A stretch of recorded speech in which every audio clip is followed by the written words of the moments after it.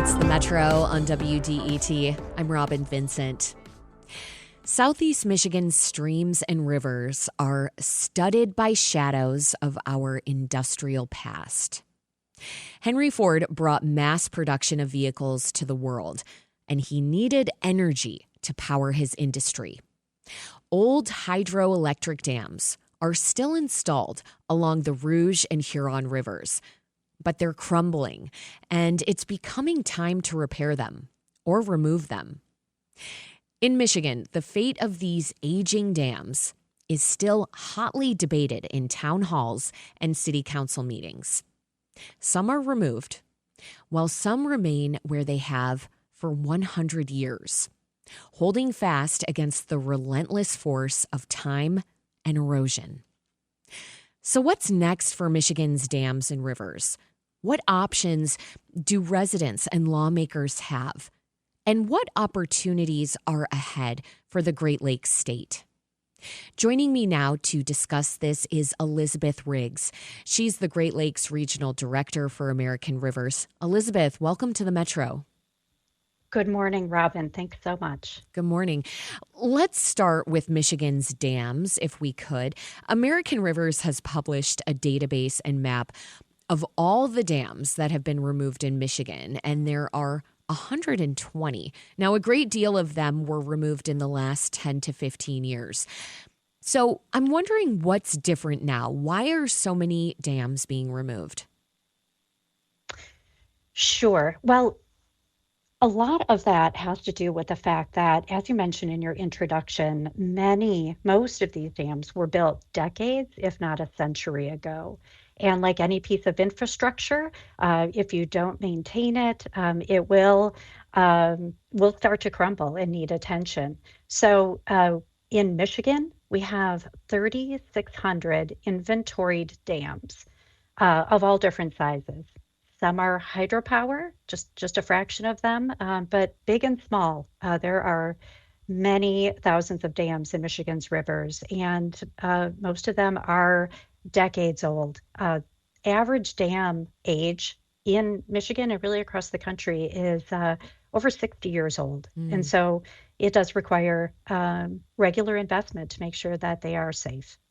So in addition to safety, to the idea of removing crumbling infrastructure that can present dangers, what are the other benefits of removing dams? Sure. There are myriad benefits, and particularly, we know that when removing dams, it's the fastest and most effective way to restore a river. So that means that there are benefits to clean water, improving the water quality. There are benefits to nature and wildlife with having a free-flowing river, and also removes liabilities for dam owners, and it improves community safety. As we said, some of the dams, may need repairs and provide a concern for community safety. But anytime you've got dammed waters, there's a concern for people going in and around those dams. So public safety, and then also economic benefits. To be able to no longer have that structure that requires the ongoing maintenance. Okay, so we're talking about across the board benefits from an environmental standpoint, benefits from a community standpoint. We had a tragic example of negligent upkeep back in 2020. The Edenville Dam was owned by a private entity, and its failure resulted in the draining of Sanford Lake and the catastrophic flooding of Midland. What lessons should we learn from that cautionary tale? How does the private versus public dam ownership picture look in Michigan? Sure. I'll start with saying that we clearly need more resources in Michigan and around the country to be able to really have a good inventory and regular monitoring of these dams so that they're safe. In Michigan, there is a fairly robust state agency in the DNR working on studying dams, making sure that they are safe to the extent that they're able, but it really is on the responsibility of many different parties. Of course, the dam owners themselves, but then also depending on the category of the dam, you can have the state involved and also at the federal level if it is a hydropower dam.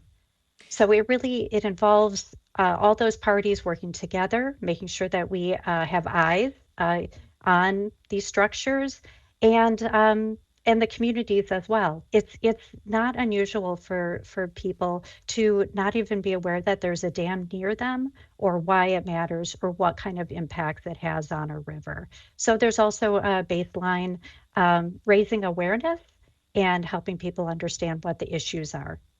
Right, because we know there are a lot of dam debates. I mean, we've been covering the Flat Rock Dam removal on this show, and it's provided a window, Elizabeth, into a decision that many cities, townships, or dam owners face. It's currently owned by Huron-Clinton Metroparks.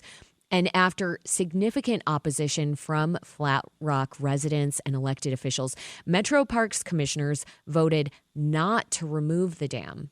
So instead, they offered to sell the dam to Flat Rock for $5. What are the risks of leaving old dams like Flat Rock Dam in place? And also, is it at all surprising to you how strongly residents have come out in favor of this dam?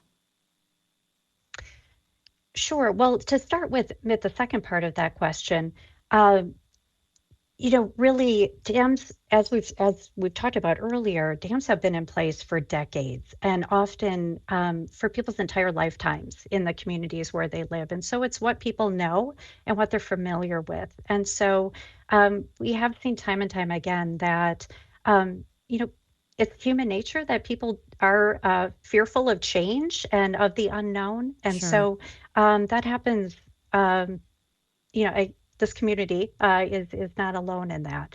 Um, that said, you know, across the state, in addition to the example in Flat Rock, and I should just say that American Rivers has not been involved in that project specifically, but even looking at state-owned dams across the state, there are more than 200 of state-owned dams that have been identified as needing repairs. So it would behoove uh, all of us who are concerned about rivers and our communities and um, across the state and across the Great Lakes to be able to be working together in partnership with our communities and be able to demonstrate where there are examples of dam removals that have taken place and the benefits that have come along with that. So uh, on the Huron River, going upriver a bit to the city of Dexter, there's a great example there of a community that came together and spent several years looking at whether to remove an old dam. And they chose to remove it, and they have really made that a centerpiece of their community, restoring that waterway and also reinvigorating their downtown and their connection to that waterfront. Mm. So I, part of it is just helping to communicate some of those successes and showing residents what can happen in the short term and also longer term, so that they have some more agency. So, what you saw from that example was stewardship. You saw a community coming together and seeing the benefits of dam removal from a place of environmental stewardship. Now, there are concerns from residents. I want to stay on the Flat Rock example since it's something that we have been covering a lot on this show, because the residents have a lot of different concerns that I think we should dig into for a moment.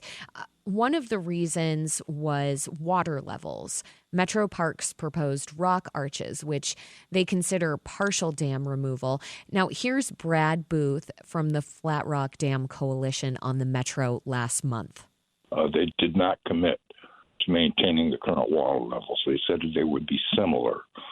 So no one has really come out to say that the water levels will be at the level that they are today. Now, Elizabeth, I know you haven't looked at the Flat Rock Dam specifically, so of course I'm just asking you this from a general sense. Are residents' concerns about lower water levels justified? Is that just the trade-off of restoring a river? Again, without knowing the specifics of that project, I don't want to go into too great a details on that, but hearing the previous guest that you had, um, certainly there are different trade-offs with removing dams. And so, as I mentioned earlier, we know that doing that is the fastest and most effective way to restore a river. Um, but that removing dams is not just about improving fish habitat. It's also about um, people and improving public safety and local economies. So, in the case of a potential, I guess what's being described there would be a loss of an impoundment or reservoir behind the dam. And often, by definition, a removal is going to change the water level so that you go from a stagnant water body to a flowing river. And in any project, and I guess I just, again, as with American Rivers, just wanted to share that some of our core values when getting involved with projects in communities, and we don't do anything without partners. So we really lead with trust and collaboration to build enduring partnerships in communities. So I mention that because part of any project like this is really needing to have partnerships and relationships that are based on trust and in understanding what are the desired outcomes from Sure. a project. Because not, first of all, not all dams are candidates for removal. And the priorities and the outcomes that are desired by the parties are going to vary. So, Elizabeth, what I'm hearing from you is that potentially one of the reasons that or I should say that American Rivers is not involved in the Flat Rock issue is because overwhelmingly residents want to keep that dam. And you tend to work with residents who are interested in restoring ecosystems and removing dams. Well, and even more fundamentally, this was not a project that we worked on. American Rivers has worked across the country and in Michigan on different projects related to river restoration through dam removal. This was not one of them. Okay. But there is, I guess, just to give you a sense of the amount of work that is happening, there's a lot of momentum behind dam removal that American Rivers is building on. In 2024, that year tied for the most dams removed across the country. And so we are seeing communities are finding big rewards in removing dams as a river restoration technique, but that also recognizing there are all these different benefits to their communities long term. But yeah, in short, we were not part of this particular project. So I'm wondering, in 20 or even 30 years, if your work at American Rivers is successful and more dams are removed and rivers protected and kept clean, what's going to be different for everyday people in Michigan? Talk about some of the changes that you're working toward that you think would be most noticeable. Mm. So first of all, I would like to start that by saying I appreciate the introduction at the start of this. I am the new Great Lakes Regional Director for American Rivers. So it's a national organization. We are expanding and deepening efforts in Michigan and across the Great Lakes region. So this is an exciting time for the organization to really look at how we can be a partner with local and state entities and look at where we can deliver on the ground results. Because we are, again, one of our core values is to be results driven and come up with really pragmatic win-win projects. What we would see, I think I would just take us to the fact that in the Great Lakes region, having Great Lakes means having great rivers, right, that feed those lakes. And so we know that people across the state love our rivers. We're so fortunate to have incredible ones in Michigan that are just part of the natural heritage, that provide places for our families to gather and engage in all kinds of recreation activities. And they're also important for fishing and hunting as well. So as you mentioned at the start, there are a number of more industrial or hardworking rivers that we have, and then we also have many rivers that are designated as state natural rivers, as national wild and scenic rivers on both peninsulas. And so we would see that if we continue to take care of our rivers and really come to understand their benefits, as the lifeblood of this landscape, and certainly in the Great Lakes region, that we're going to be able to continue to engage in those activities, but also expand enjoyment outdoors and reap some of the local economic benefits that come with increased recreation, improved water quality, and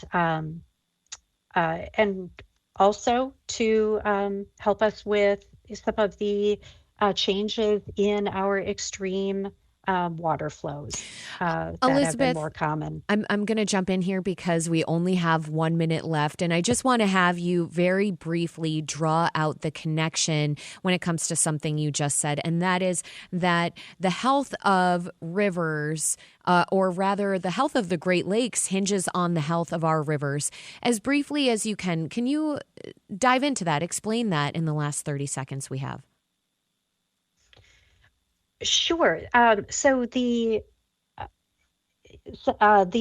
waterways, our rivers are flowing into the Great Lakes. And so the activities that we do on the land and the way that we treat our rivers impacts the water that flows into our Great Lakes. And so being able to restore our rivers, to provide space for our rivers to flow and to have the natural areas around them are critical to helping to keep our waters clean, and to reduce impacts, kind of introducing a lot of concepts, but introducing the stormwater runoff as well. So from our more developed communities, we need to really work on making sure that our water is clean. Thank you, Elizabeth. We're going to have to leave it right there. Mm-hmm. Elizabeth Thank Riggs you. is the Great Lakes Regional Director for American Rivers. It's a nonprofit that advocates for dam removal and river restoration. Thanks so much, Elizabeth. Thank you.